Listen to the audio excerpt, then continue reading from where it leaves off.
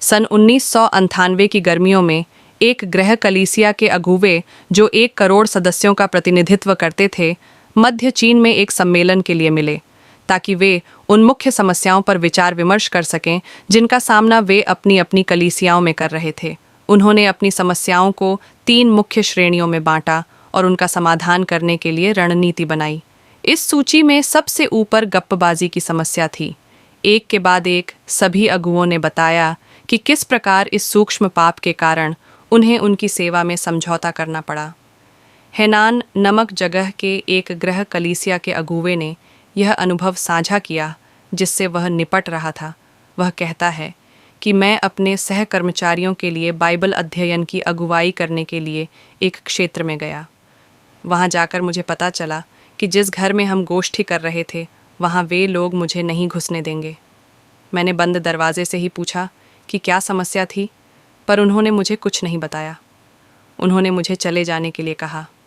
यह सर्दी का मौसम था और मैंने शहर से बाहर थोड़ी दूर चले जाने की तैयारी की, यह जानते हुए कि मुझे रात काटने के लिए आग का प्रबंध अवश्य ही करना होगा, अन्यथा मैं सर्दी से जमकर मर जाऊंगा। मैं आश्चर्यचकित था कि आखिर ऐसा क्या हुआ था जिसकी वजह से उन भाई बहनों ने मुझे इतनी सर्द रात में एक शब्द का स्पष्टीकरण दिए बिना बाहर निकाल दिया था। लेकिन एक भाई ने मुझ पर दया की और गुप्त रूप से वह मुझे अपने घर ले गया। मैंने आखिरकार उससे सत्य को बाहर निकाला। उस क्षेत्र के अगुवों को एक गुमनाम पत्र मिला था जिसमें मुझे कई स्त्रियों का प्रेमी घोषित किया गया था। मैंने अपनी पूरी शक्ति लगाकर कोशिश की, मगर उन्होंने मेरी कोई बात नहीं सुनी और न ही मुझे वह पत्र दिखाया। बाद में देश के दूसरे हिस्से में मुझे पता चला कि वह पत्र एक ऐसे भाई के द्वारा भेजा गया था जिसे मैंने नैतिक शिथिलता के लिए अनुशासित किया था। इस विद्वेष के कारण उसने वह पत्र वहां भेज दिया जहां मैं जा रहा था।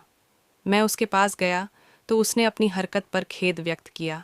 उसने दूसरा पत्र लिखा, लेकिन क्योंकि पहला बिना हस्ताक्षर के था इसलिए उनके पास उस पर विश्वास करने का कोई कारण नहीं था। हम दोनों वहां गए, लेकिन उन्होंने हमारा स्वागत नहीं किया। कलीसिया की गवाही बर्बाद हो गई। अब भी मैं जहां कहीं जाता हूं मुझे अपने बारे में स्पष्टीकरण देना पड़ता है और यह शैतान की विजय है। मैं उस दोषी भाई को रिहायशी क्षेत्र से दूर लेकर गया और मैंने उसे एक मुर्गे के सभी पंख नोचने के लिए कहा। जब वह ऐसा कर रहा था तो हम चलते जा रहे थे, इसलिए हवा से सारे पंख इधर उधर उड़ गए। जब वह काम समाप्त कर चुका तो उसने पूछा, अब क्या करूं? मैंने उसे बताया, हर एक पंख को उठाकर वापस मुर्गे पर लगा दो। उसने कहा, यह असंभव है। मैंने उत्तर दिया, तुम सही कह रहे हो, यह असंभव है। बिल्कुल उसी तरह जो नुकसान तुम्हारे शब्दों ने किया है उसे ठीक नहीं किया जा सकता। अगुवों ने अधिक प्रेमपूर्ण बनने का प्रण किया और गप्पबाजी के पाप के असर को न्यूनतम करने के लिए अधिक से अधिक आमने सामने की मुलाकातें करने का निर्णय लिया। इस वीडियो का विषय है कि शत्रु को जानना, कि हमारा असली शत्रु कौन है। यूहन्ना 3:8 में परमेश्वर का वचन कहता है कि जो कोई पाप करता है वह शैतान की ओर से है, क्योंकि शैतान आरंभ ही से पाप करता आया है।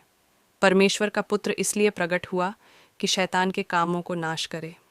यदि हम इस तरह के कार्य कर रहे हैं तो हमें अपने आप को जांचने की ज़रूरत है।